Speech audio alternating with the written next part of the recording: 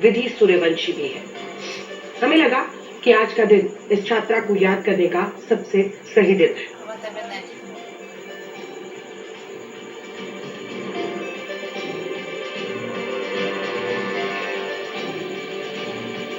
विधि मध्य प्रदेश के छिंदवाड़ा जिले के एक साधारण मध्यवर्गीय परिवार की बेटी थी और वो अपने पिता और भाई से अक्सर कहा करती थी कि एक दिन डॉक्टर बनकर उनका नाम वो रोशन करेगी।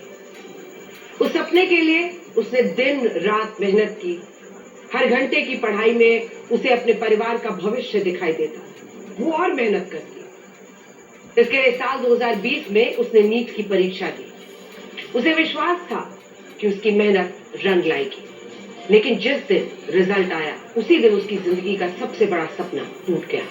रिजल्ट में उसके सिर्फ 6 अंक दिखाए गए। जरा सोचिए, जिस छात्रा ने सालों तक डॉक्टर बनने का सपना देखा, जिसने मेहनत का पूरा, जिसको भरोसा हो, जिसने दिन रात एक कर दिया हो, खाना पीना सब भूल गई हो, उसके सामने अगर अचानक ऐसा परिणाम आ जाए तो उसके मन पर क्या गुजरी होगी। 6 मार्क्स। विधि उस सदमे को सह नहीं पाई। उसने आत्महत्या कर ली। एक पल में एक बेटी चली गई, एक परिवार बिखर गया, एक घर की उम्मीद हमेशा के लिए खत्म हो गई। लेकिन कहानी खत्म नहीं हुई। परिवार को यकीन नहीं हुआ कि इतनी मेहनत करने वाली विधि सिर्फ 6 अंक कैसे ला सकती है। उसके भाई ने उसकी ओएमआर शीट और परीक्षा में सवालों के उत्तरों का मिलान किया। इसके बाद जो सच सामने आया उसने पूरे मामले को बदल दिया।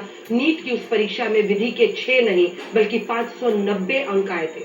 उस साल की कट ऑफ लगभग 468 अंक थी, उससे कहीं ज्यादा। यानी वो सिर्फ पास नहीं हुई थी बल्कि मेडिकल कॉलेज में दाखिला पाने की हकदार थी। सोचिए, जिस लड़की ने ये मान लिया कि उसका सपना खत्म हो गया, असल में उसका सपना पूरा हो सकता था। लेकिन उससे पहले ही एक तकनीकी गलती, एक लापरवाही, व्यवस्था की खामी ने उसकी जिंदगी छीन ली। आज हम ये कहानी इसलिए सुना रहे हैं कि पुराने जख्म कुरेदे। हम इस कहानी को इसलिए सुना रहे हैं ताकि ये समझा जा सके कि आज जो आंदोलन दिखाई दे रहा है,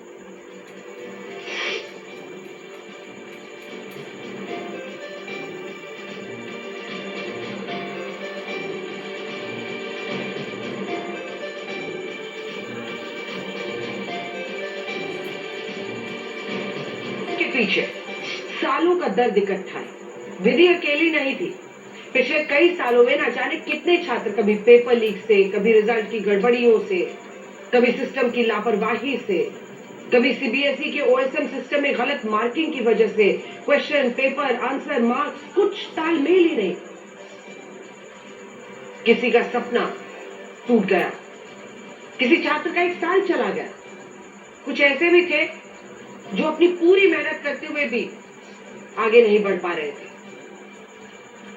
तो आइए आपको दिखाते हैं जो अपनी पूरी जिंदगी हार बैठे थे, ऐसे लोगों ने क्या सोचा। इसलिए अगर आज देश का जो जेन जी है, वो युवा शिक्षा व्यवस्था को बदलने की मांग कर रहा है, तो उसे केवल राजनीति कहकर खारिज नहीं किया जा सकता। हकीकत में ये सब राजनीति के लिए नहीं हो रहा है और ये सरकार और विपक्ष के बीच पैदा हुए सिर्फ राजनीतिक टकराव का विषय नहीं है। जो लोग कहते हैं कि अचानक इस मुद्दे पर इतना शोर क्यों मच गया, उन्हें एक बार इन बच्चों की कहानियां जरूर पढ़नी चाहिए। उनके घरों में जाकर देखना चाहिए कि एक परीक्षा सिर्फ एक परीक्षा नहीं होती, बल्कि पूरे परिवार की उम्मीद, सालों की मेहनत, भविष्य का नाम होती है।